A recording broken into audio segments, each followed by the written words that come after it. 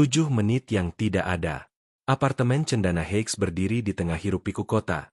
Sebuah bangunan 20 lantai yang nyaris tak pernah tidur. Lalu lintas mengalir di bawahnya.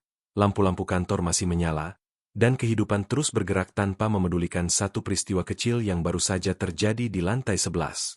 Seorang pria bernama Arman Pradipta, konsultan properti berusia 42 tahun, ditemukan tewas di unitnya pada pukul 22.35 malam.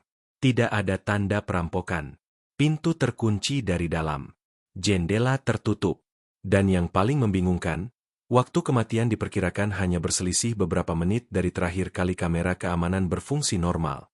Kasus ini jatuh ke tangan detektif Raka Wirawan, penyidik yang dikenal lebih percaya pada pola ketimbang pengakuan. Ia tiba di lokasi ketika garis polisi masih membentang dan penghuni apartemen mulai berbisik. Dari luar, kematian Arman tampak seperti serangan jantung mendadak. Namun laporan awal medis menunjukkan adanya tekanan kuat di bagian leher. Cukup singkat, cukup tepat, dan cukup terlatih untuk tidak meninggalkan luka mencolok. Raka tidak langsung tertarik pada tubuh korban. Ia justru berdiri lama di depan denah apartemen yang ditempel di papan informasi. Perhatiannya berhenti pada satu bagian kecil yang sering diabaikan penghuni, tangga darurat di sisi timur gedung. Jalur sempit itu menghubungkan lantai atas dan bawah tanpa akses langsung ke lobi, jarang digunakan kecuali saat latihan evakuasi. Di gedung modern seperti Cendana Heights, tangga darurat seharusnya menjadi area paling steril, tanpa lalu lalang, tanpa kepentingan. Rekaman kamera menjadi kunci awal penyelidikan. Kamera koridor lantai 11 berfungsi normal hingga pukul 22.11. Kamera lobi merekam aktivitas biasa tanpa kejanggalan. Namun kamera yang menghadap pintu tangga darurat lantai 11 menunjukkan sesuatu yang janggal. Layar kosong selama 7 menit penuh, dari pukul 22.12 hingga pukul 22.19. Bukan mati total, bukan rusak. Sistem merekam, waktu berjalan, tetapi gambar menghilang seperti ditelan gelap. Bagi kebanyakan orang, itu hanya gangguan teknis. Bagi Raka, 7 menit adalah celah yang terlalu rapi.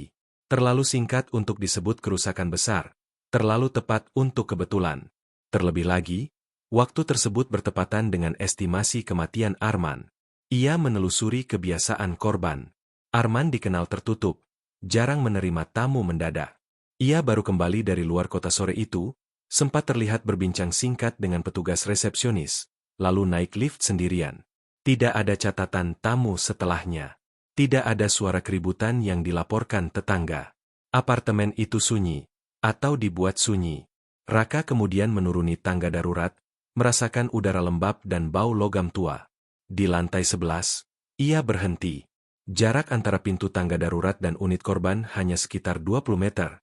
Cukup dekat untuk dilalui tanpa menarik perhatian. Jika seseorang mengenal gedung ini dengan baik, ia tidak perlu melewati koridor utama. Ia bisa masuk, keluar, dan menghilang tanpa pernah tercatat kamera lain. Satu detail kecil menarik perhatian Raka. Sensor pintu tangga darurat mencatat 2 kali terbuka pada pukul 22.13 dan pukul 22.18. Tidak ada nama. Tidak ada wajah. Hanya data dingin yang menyatakan seseorang lewat saat kamera tidak melihat apapun. Di titik itu, Raka menyadari satu hal penting. Pembunuhan ini bukan kejahatan spontan. Seseorang tahu persis di mana kamera berada, kapan harus bergerak, dan jalur mana yang paling aman. Dan lebih mengganggu lagi, seseorang di gedung ini pasti memiliki akses atau pengetahuan yang tidak dimiliki penghuni biasa. 7 menit kosong itu bukan kekurangan bukti. Itu adalah pesan. Dan Raka yakin, ketika 7 menit itu akhirnya terisi oleh kebenaran, pelaku yang muncul bukanlah orang yang selama ini dicurigai. Orang-orang yang terlihat bersih. Pagi berikutnya, Cendana Heights kembali hidup seperti tidak pernah terjadi apa-apa. Penghuni berangkat kerja, petugas kebersihan menyapu lobi, dan lift bergerak naik turun dengan ritme yang sama. Namun bagi detektif Raka, gedung itu telah berubah menjadi satu kesatuan teka-teki, di mana setiap lantai menyimpan potongan yang tidak ingin disatukan. Pemeriksaan awal terhadap penghuni lantai 11 menghasilkan beberapa nama yang langsung masuk daftar perhatian. Dian Lestari, tetangga berseberangan dengan unit Arman, seorang karyawan agensi iklan yang sering pulang larut. Hendra Saputra, penghuni lantai 10, mantan atlet bela diri yang kini membuka pusat kebugaran kecil. Dan Maya Kusuma, asisten pribadi Arman yang tercatat beberapa kali datang ke apartemen di luar jam kerja. Namun semakin Raka menggali, semakin jelas bahwa tidak satu pun dari mereka memiliki celah waktu yang sempurna. Dian tercatat masuk gedung pukul 21.50 dan tidak keluar lagi malam itu. Hendra terekam kamera lobi sedang menerima paket pada pukul 22.10 dan masih berada di sana hingga hampir pukul 22.25. Maya sama sekali tidak datang ke gedung malam itu. Keberadaannya dikonfirmasi di kantor klien lain di sisi kota. Semua terlihat bersih. Terlalu bersih. Raka kembali pada titik awal. 7 menit kosong. Ia meminta rekaman mentah sistem keamanan gedung, bukan hanya potongan video. Di ruang kecil pengelola, ia duduk berjam-jam menatap data waktu, log akses, dan laporan otomatis yang biasanya diabaikan. Dari sana, muncul pola yang halus namun konsisten. Kamera tangga darurat lantai 11 pernah mengalami blank frame serupa, meski hanya 1 hingga 2 menit dalam 3 bulan terakhir. Selalu pada jam malam. Selalu tanpa laporan resmi. Ketika Raka menelusuri siapa yang bertanggung jawab atas pemeliharaan sistem, satu nama muncul berulang kali, Bima Santosa, teknisi gedung yang telah bekerja di Cendana Heights selama 7 tahun. Ia bukan karyawan baru, bukan orang mencurigakan. Justru sebaliknya, ia dikenal ramah, cekatan, dan sering membantu penghuni tanpa diminta. Namun Raka tidak terburu-buru. Orang yang paling dekat dengan sistem biasanya juga yang paling terlindungi oleh kepercayaan. Ia menelusuri latar belakang korban lebih dalam. Arman Pradipta bukan sekadar konsultan properti biasa. Dalam 6 bulan terakhir, ia terlibat dalam audit internal proyek renovasi gedung-gedung lama yang akan dijual kembali. Beberapa proyek tersebut, termasuk satu bangunan parkir yang kini dikelola oleh perusahaan afiliasi Cendana Heights, memiliki catatan biaya yang tidak selaras. Ada jejak konflik, tetapi tidak ada ancaman terbuka. Arman dikenal rapi, berhati-hati, dan jarang berselisih langsung. Jika ia memang dibunuh karena pekerjaannya, pelaku kemungkinan bukan orang yang bertindak emosional, melainkan seseorang yang berpikir jauh ke depan. Raka kembali ke lantai 11 pada malam hari, saat gedung mulai lengang. Ia berdiri di koridor, mengamati pantulan cahaya di lantai marmer.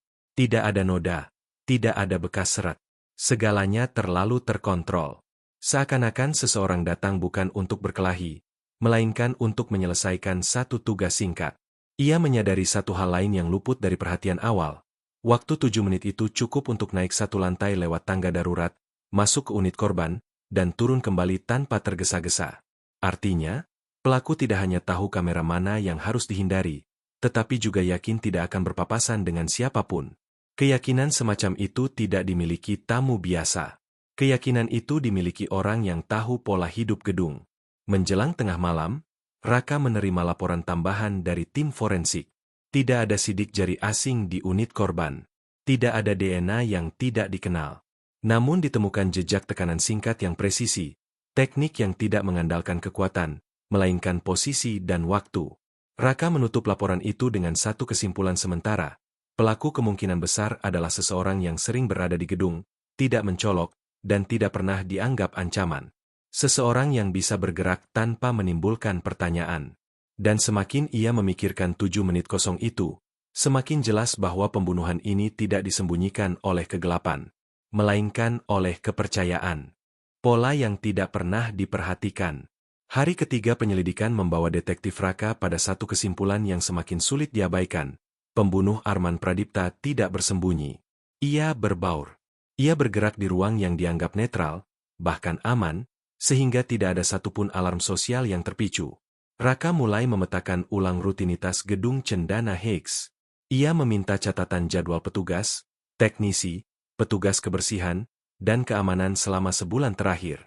Dari sana, terbentuk peta waktu yang nyaris selalu sama. Siapa berada di mana, pada jam berapa, dan berapa lama. Di tengah keteraturan itu, satu nama kembali muncul di hampir setiap lapisan waktu, Bima Santosa. Bima tidak selalu berada di lantai 11. Namun dalam seminggu terakhir sebelum kematian Arman, ia tercatat melakukan pemeriksaan panel listrik dan jaringan kamera di 3 lantai berbeda, termasuk lantai 11. Semua tercatat resmi. Semua beralasan. Dan justru itulah yang membuatnya nyaris tak terlihat.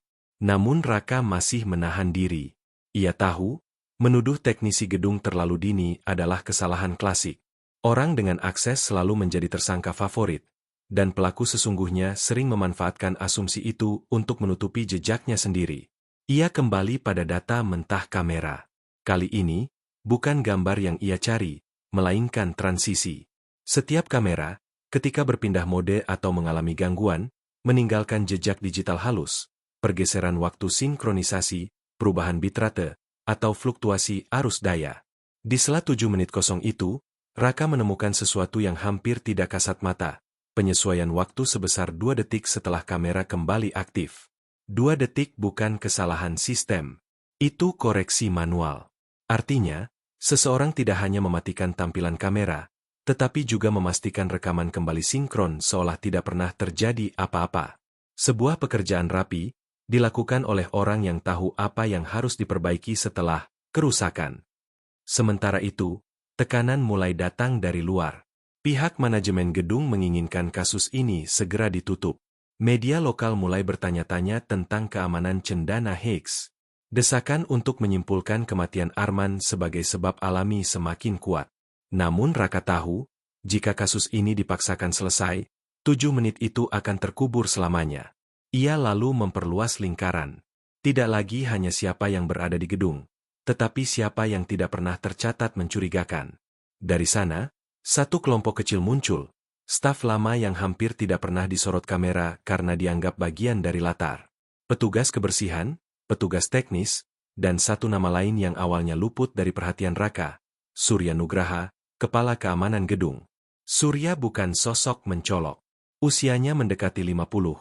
Pembawaannya tenang, dan dikenal disiplin.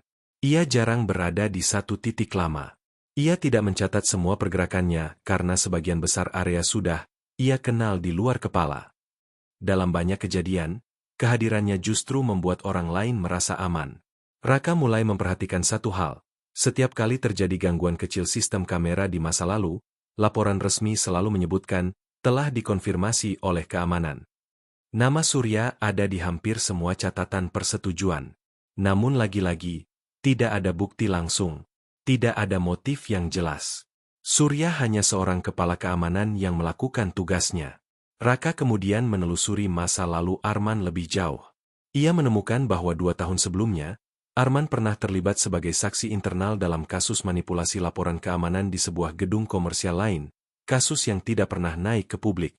Laporan itu berakhir dengan pemecatan diam-diam beberapa staf, sementara yang lain dipindahkan tanpa sorotan. Satu dari nama lama itu kini bekerja di Cendana Heights. Raka menutup berkas itu dengan perasaan yang sulit dijelaskan. Ia mulai melihat gambaran besar yang mengganggu. Pembunuhan ini mungkin bukan soal uang, bukan soal emosi, melainkan soal kontrol. Tentang seseorang yang memahami sistem keamanan bukan untuk melindungi, tetapi untuk memilih kapan sistem itu tidak perlu melihat. Dan di titik ini, Raka menyadari bahwa selama ini ia mungkin terlalu fokus pada siapa yang bisa menghilangkan rekaman, tanpa bertanya siapa yang berhak menyatakan bahwa rekaman itu aman. 7 menit kosong itu kini tidak lagi terlihat seperti gangguan teknis. Ia tampak seperti keputusan. Tanggung jawab yang salah alamat. Detektif Raka tahu ia tidak punya banyak waktu. Tekanan dari manajemen gedung semakin kuat, dan laporan awal hampir diputuskan sebagai kematian akibat kekerasan tanpa pelaku yang jelas. 7 menit kosong itu mulai diperlakukan sebagai gangguan teknis yang tidak signifikan. Jika ia tidak menemukan satu bukti konkret, kasus Arman Pradipta akan terkubur di balik administrasi. Raka memutuskan untuk kembali pada satu prinsip yang selalu ia pegang. Pembunuhan rapi jarang gagal karena kesalahan besar, melainkan karena detail kecil yang dianggap selesai terlalu cepat. Maka ia kembali ke ruang keamanan, meminta seluruh log akses non-video, catatan kartu, pintu darurat, dan panel manual, tanpa pengecualian. Di sanalah ia menemukan ketidaksinkronan yang selama ini luput. Pada malam kejadian, panel kontrol pintu darurat lantai 11 sempat berpindah ke mode manual selama 9 menit. Mode ini tidak bisa diaktifkan otomatis. Ia membutuhkan otorisasi fisik dari panel utama keamanan di lantai dasar. Panel itu berada di bawah tanggung jawab langsung kepala keamanan. Namun ketika Raka memeriksa log panel utama, tidak ada satupun catatan aktivasi manual pada jam tersebut. Artinya, sistem diperintah berubah mode, Tetapi perintah itu tidak dicatat. Hanya ada dua kemungkinan, kesalahan sistem total, atau seseorang dengan wewenang tahu cara melewati pencatatan. Raka mulai menyadari jebakan halus yang terpasang rapi. Semua petunjuk mengarah pada satu sosok, Surya Nugraha.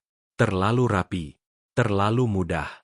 Seolah-olah seseorang ingin penyelidikan berhenti di sana. Ia kembali menelusuri latar belakang Surya. Rekam jejaknya bersih, bahkan terlalu bersih. Selama 20 tahun bekerja di bidang keamanan, tidak ada satupun catatan pelanggaran. Namun justru disitulah kejanggalannya.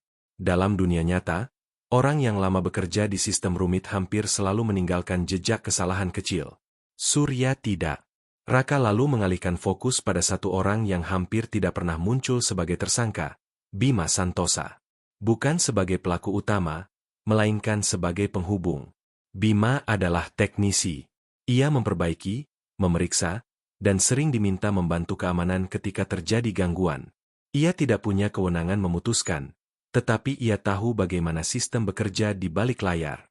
Ketika Raka mencocokkan jadwal Bima dan Surya, satu pola muncul. Pada malam kejadian, Surya tercatat berpatroli di sisi barat gedung pada pukul 22 hingga pukul 22.25, lokasi yang jauh dari panel utama. Namun catatan itu berasal dari laporan manual, bukan dari pembaca kartu otomatis. Sebuah laporan yang bisa ditulis siapa saja dengan akses. Sementara itu, Bima tercatat berada di ruang panel listrik lantai dasar hingga pukul 20.25.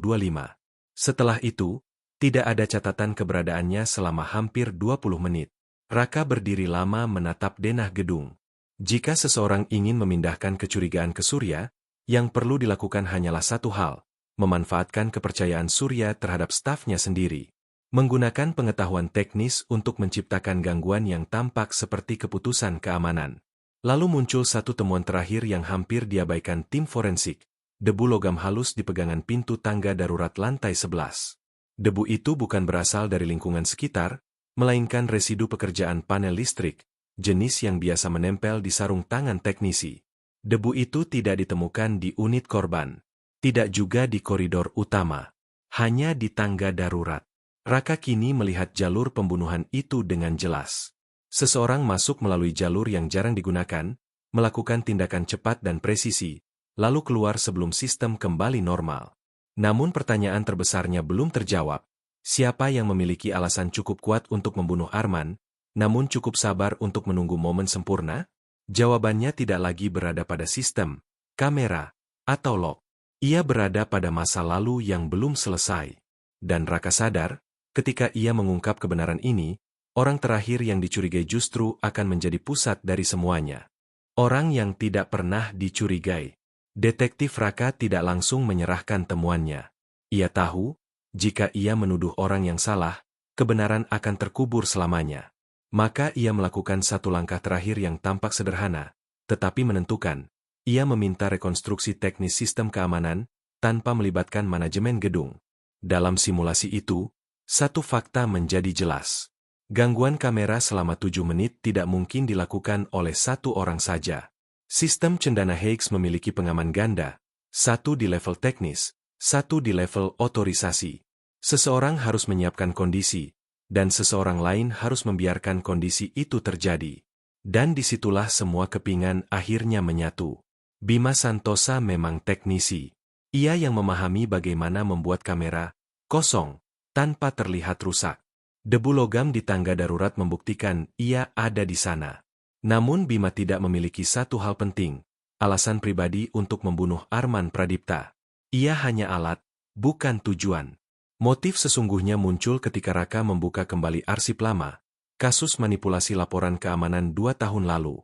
Dalam kasus itu, Arman adalah saksi kunci. Laporannya menyebabkan beberapa staf dipindahkan diam-diam, satu di antaranya kehilangan jalur promosi, reputasi, dan pengaruhnya. Orang itu bukan Surya Nugraha. Bukan pula Bima Santosa. Orang itu adalah Rudi Hartono, manajer operasional gedung Cendana Higgs. Nama Rudi nyaris tidak pernah muncul dalam penyelidikan. Ia bukan penghuni, bukan teknisi, bukan petugas keamanan. Ia duduk di balik meja administrasi, mengurus laporan, anggaran, dan koordinasi. Orang yang dipercaya semua pihak karena dianggap jauh dari lapangan. Namun justru Rudilah yang memiliki akses ke otorisasi tertinggi tanpa harus hadir secara fisik di panel. Ia yang menandatangani perubahan sistem. Ia yang menentukan siapa dipercaya, siapa tidak. Dan yang terpenting, ia tahu persis bagaimana menekan orang tanpa meninggalkan jejak. Rudi tahu Arman kembali mengaudit proyek lama. Ia tahu, jika laporan itu muncul ke permukaan, masa lalunya akan terangkat kembali. Maka ia tidak bertindak gegabah. Ia menunggu, mengamati, menyiapkan skenario di mana orang lain bergerak, sementara dirinya tetap bersih. Bima tidak pernah tahu ia sedang membantu pembunuhan. Ia hanya diminta menormalkan gangguan kecil sistem. Surya tidak pernah sadar namanya diarahkan ke pusat kecurigaan. Dan penghuni gedung tetap merasa aman, karena pelaku tidak pernah terlihat sebagai ancaman. Pada malam kejadian, Rudi berada di gedung. Bukan tercatat sebagai kunjungan, melainkan sebagai rutinitas administrasi yang tidak pernah dipertanyakan. Ia tidak perlu muncul di kamera. Ia hanya perlu memastikan dua hal. Kamera tidak melihat, dan pintu dibiarkan terbuka. Arman dibunuh bukan dengan amarah, melainkan dengan ketenangan orang yang sudah memutuskan. 7 menit itu bukan waktu terburu-buru. Itu waktu yang direncanakan. Ketika Raka menyerahkan laporan akhir, tidak ada dramatisasi. Tidak ada pengakuan emosional. Hanya rangkaian data, log, dan motif yang tidak bisa dibantah. Rudi ditangkap tanpa perlawanan. Wajahnya tetap tenang. Seolah ia tahu, cepat atau lambat, 7 menit itu akan berbicara. Kasus Cendana Higgs pun ditutup. Namun bagi Raka, satu pelajaran tertinggal jelas. Dalam pembunuhan paling rapi, pelaku bukan orang yang menghilang dari kamera, melainkan orang yang tidak pernah dianggap perlu diawasi. Dan 7 menit kosong itu, akhirnya, tidak lagi kosong.